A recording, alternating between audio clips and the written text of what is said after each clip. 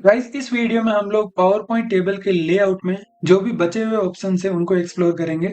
तो यहाँ पे हमें लेआउट में टेबल अलाइनमेंट के ऑप्शंस दिख रहे हैं। इसके अलावा यहाँ पे टेबल अरेंज करने के ऑप्शंस है। तो इनको हम वन बाय वन एक्सप्लोर करेंगे।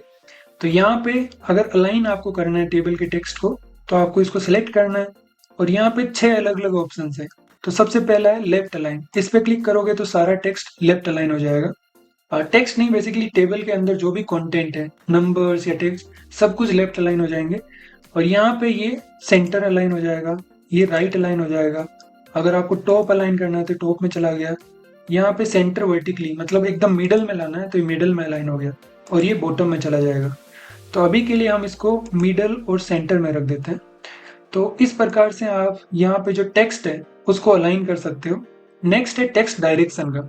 तो यहाँ पे मैंने जो ईयर्स है उसकी डायरेक्शन ऑलरेडी चेंज कर दी है, बट आप यहाँ पे जैसे इसको हॉरिजॉन्टल कर सकते हो।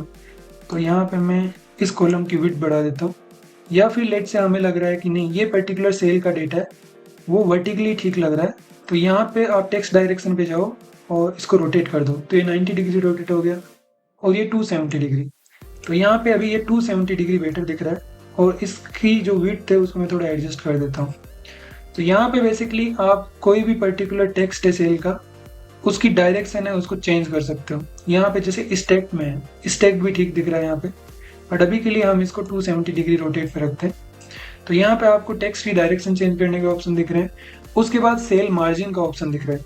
तो यहाँ पे सेल मार्जिन क्या है, जैसे हर एक सेल में यहाँ पे आपको एक व्हाइट कलर का बॉक्स दिख रहा होगा, या फिर लेट से इसका बॉर्डर है, मैं इसको हाईलाइट करूंगा। तो ये सेल सेलेक्ट कर ली, फिर आपको टेबल डिजाइन पे जाना है और यहाँ पे आपको पेन कलर सेलेक्ट करना है। लेट से मेरे को यहाँ पे ब्लैक कलर ही रखना है, उसको क्लिक कर दो और इसको मैं यहाँ पे 1.5 पॉइंट कर देता हूँ। इसके बाद आपको यहाँ बॉर्डर पे जाना है और यहाँ पे मैं ऑल बॉर्डर्स कर देता हूँ। तो यहाँ पे हमने टेबल में जो भी सेल्स को सिलेक्ट किया था उनका बॉर्डर ब्लैक कलर में हो गया है। तो यहाँ पे नेक्स्ट हम जो सेल मार्जिन से उनको समझेंगे।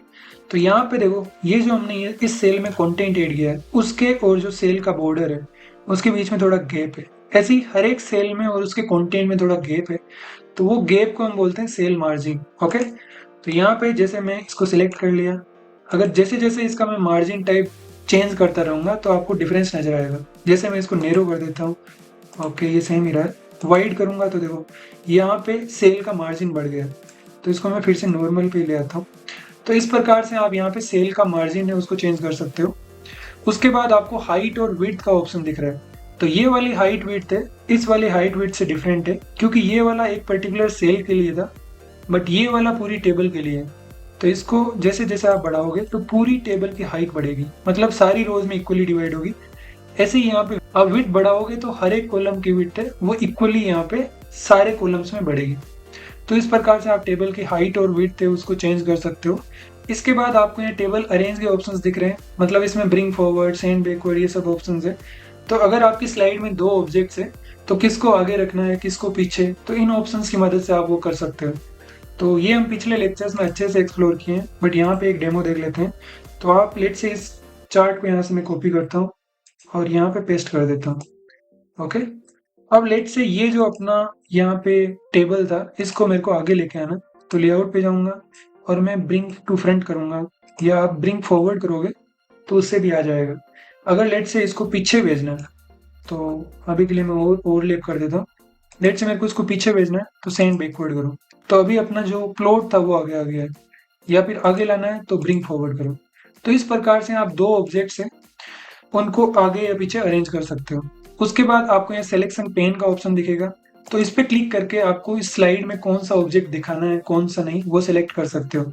तो यहाँ पे टोटल 3 कंटेंट है। एक तो इस स्लाइड का टाइटल है, तो आपको टाइटल 1 दिख रहा है।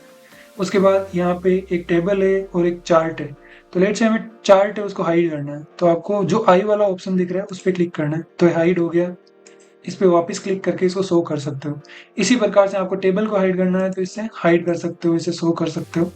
तो सिलेक्शन पेन का वही यूज है कि आप यहाँ पे एक ऑब्जेक्ट को हाइड करना चाहते हो ऐसे, तो वो यहाँ सिलेक्शन पेन से कर सकते हो। अभी के लिए मैं चार्ट को हाइड करता हूँ। उसके बाद आपको यहाँ अलाइन का ऑप्शन दिखेगा, मतलब इस पर्टिकुलर ऑब्जेक्ट को, तो यहाँ पे ऑब्जेक्ट है टेबल, तो इसको आपको स्लाइड में कहाँ रखना है। अलाइन लेफ्ट करना है, लेफ्ट में चला गया। राइट करना है, राइट में आ गया। और यहाँ सेंटर में रखना है, सेंटर में है अभी। और मिडिल में कर देता हूँ। तो यहाँ पे बेसिकली आप एक चार्ट है उसको अलाइन कर सकते हो। नेक्स्ट ग्रुप का ऑप्शन है, तो दो ऑब्जेक्ट्स को ग्रुप करके एक ही बनाना है, तो आप दोनों को सेलेक्ट कर लो और ग्रुप पे क्लिक करो। अनग्रुप करना है तो फिर से यहाँ आओ और अनग्रुप करो। और यहाँ पे रोटेट का ऑप्शन दिखेगा जो इसमें इनेबल्ड नहीं है, बट रोटेट का मतलब आप समझ गए होंगे कि टेबल को रोटेट करना हो तो। बट टेबल में रोटेट का ऑप्शन है वो सपोर्टेड नहीं है। तो यहाँ पे हमने टेबल लेआउट में अलाइनमेंट और अरेंज वाले ऑप्शन एक्सप्लोर किए हैं। इनको बेहतर तरीके से समझने के लिए आप भी अपने एंड पे जरूर ट्राई करें।